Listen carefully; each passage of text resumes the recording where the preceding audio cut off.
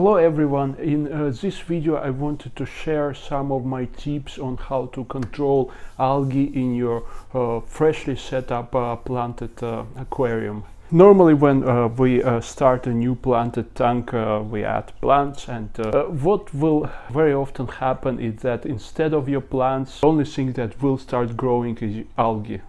So when you start your new planted tank and you add new plants, your plants are not going to grow straight away, so they're going to sort of hibernate for a while. They're going to sleep for a while before they adapt, before they start setting up roots, and before they start growing. So this is the most dangerous period for a planted aquarium, because during this particular period your algae is likely to proliferate, is likely to bloom, because your algae doesn't need that much time to establish itself as compared to your plants. So algae will start growing immediately once there is light and once there are nutrients.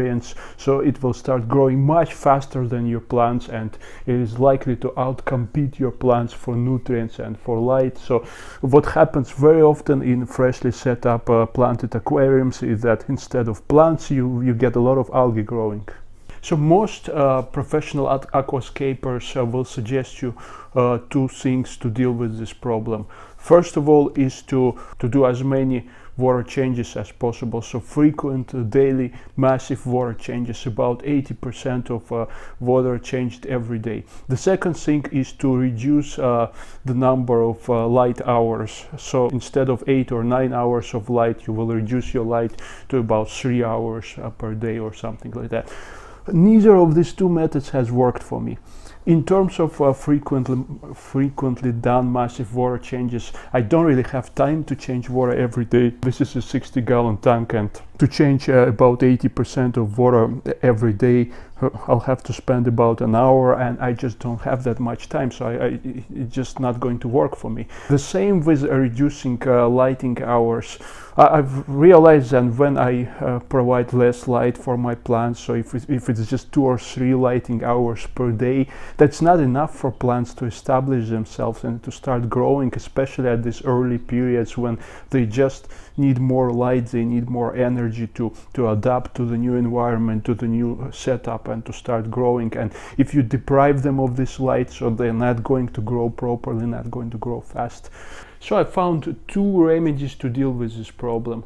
So first of all, whenever I start a new planted tank, and I've used these 2 methods a few times, at least 3 times, and they worked for me perfectly fine. Whenever I start a new tank, I always add a mature, established, powerful biological filter.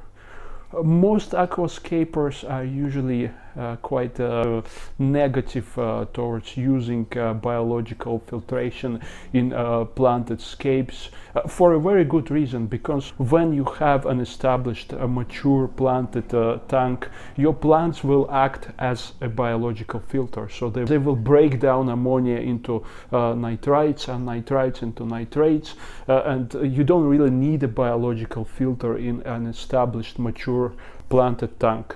And it makes a lot of sense, because you don't really need a biological filter in your planted aquascape. But it's a completely different case with a freshly started, with a new planted tank, which is not established yet. It doesn't have growing plants. Yes, you have added your plants to the tank, but they're not growing yet. They're still sleeping, they're hibernating.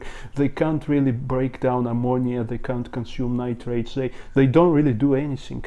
And that's when your ammonia spike is likely to happen, your nitrate spike is likely to happen, because you don't have anything to control these conditions. You just have plants there that are not really working. So you need something to help those plants to start growing, and you need something to deal with this possible ammonia spike and possible nitrate spike.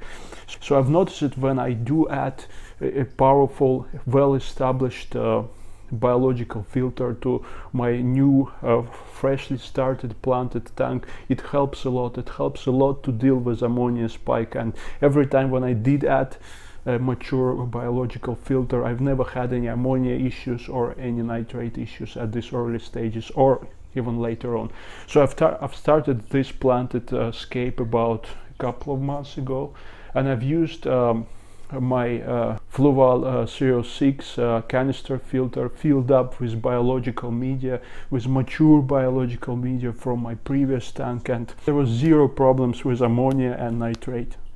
Second strategy that I use alongside with mature biological filter is adding algae-eating fish. In my case, juvenile bristlenose plecos, they work just perfectly. They would clean up any algae that would appear at these early stages, and they're always hungry, so they will always clean up the plants and the glass and everything.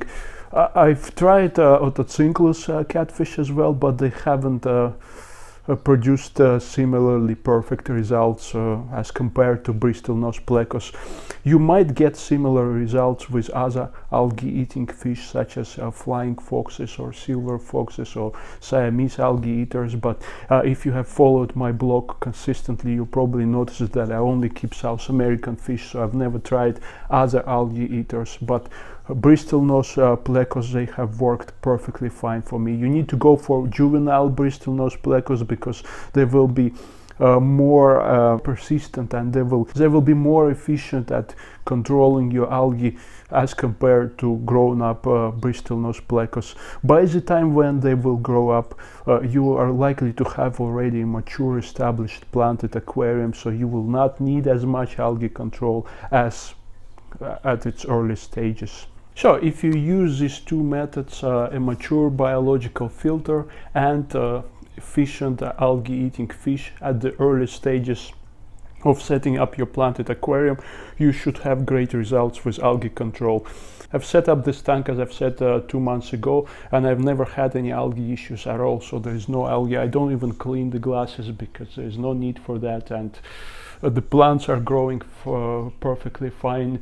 There are no CO2 injections here, and it's about 8 hours of light per day, 70% water changes per week, and that's it. If you find this video useful, definitely leave comments in the comment section, and I will see you soon in further videos.